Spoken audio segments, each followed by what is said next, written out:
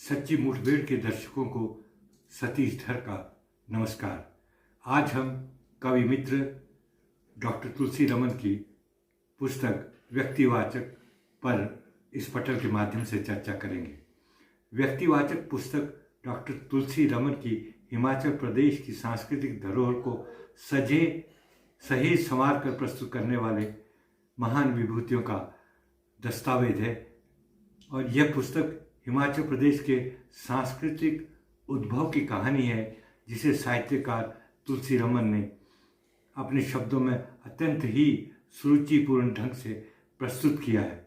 वास्तव में भाषा एवं संस्कृति विभाग, विपाशा पत्रिका और हिमाचल अकादमी में अपने लंबे सेवा काल के दौरान तुलसी रमन की प्रदेश की साहित्यिक सांस्कृतिक गतिविधियों में सक्रिय भागीदारी रही। इस भागीदारी का परिणाम यह रहा कि प्रत्यक्ष अथवा अप्रत्यक्ष रूप से प्रदेश को गौरवान्वित करने वाले इन महान व्यक्तियों के साथ पुस्तक के रचयिता लेखक का वास्ता रहा। दैनिक जागरण में अंतरंग स्तंभ लेखन के दौरान अपने लेखन कार्य को आगे बढ़ाने का प्रतिफल यह पुस्तक है।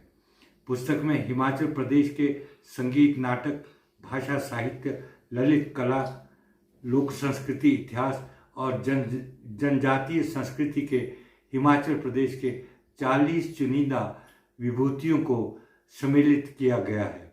हिमाचल प्रदेश के सांस्कृतिक अभ्युदय को पुस्तक में हिमाचल के गठन यानी 15 अप्रैल 1948 के बाद लेखक ने विस्तार दिया है।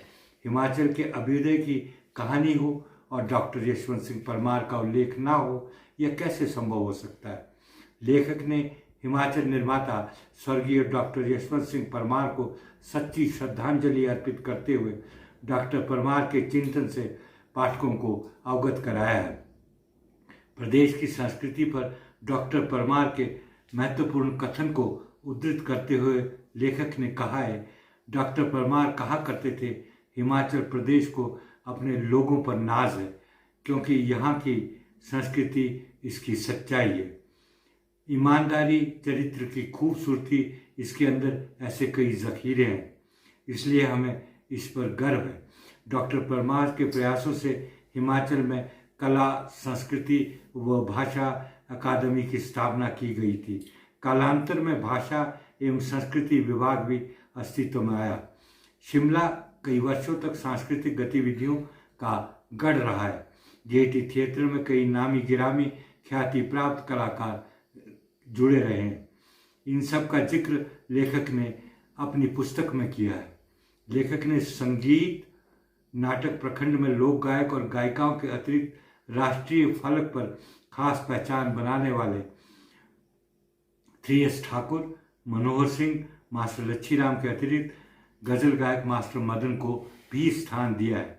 बहुत कम लोग जानते हैं, मास्टर मदन ने बहुत छोटी आयु में ही गज़ल गायक के रूप में ख्याति प्राप्त कर ली थी। लेखक ने मास्टर मदन पर अद्यतन जानकारी भी इस पुस्तक में दी है।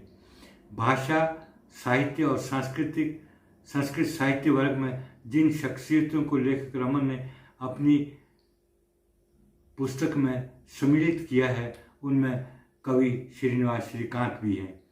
कवि श्रीनिवास श्रीकांत ने गेयटी थिएटर में हुए मोहन राकेश कृत आधे अधूरे में काले कोट वाला आदमी पात्र का भी अभिनय किया था। यह पुस्तक हिमाचल प्रदेश के सांस्कृतिक इतिहास की जानकारी प्राप्त करने वाले जिज्ञासुओं और प्रतियोगी परीक्षा में भाग लेने वाले छात्रों के लिए अत्यंत ही उपयोगी साबित हो सकती है। पुस्तक का आवरण आकर्षक है। पुस्तक शिमला के गेयटी थिएटर में स्थित किताब घर से प्राप्त की जा सकती है। कवि मित्र तुलसी रमन को पुस्तक की प्रस्तुति पर हार्दिक शुभकामनाएं।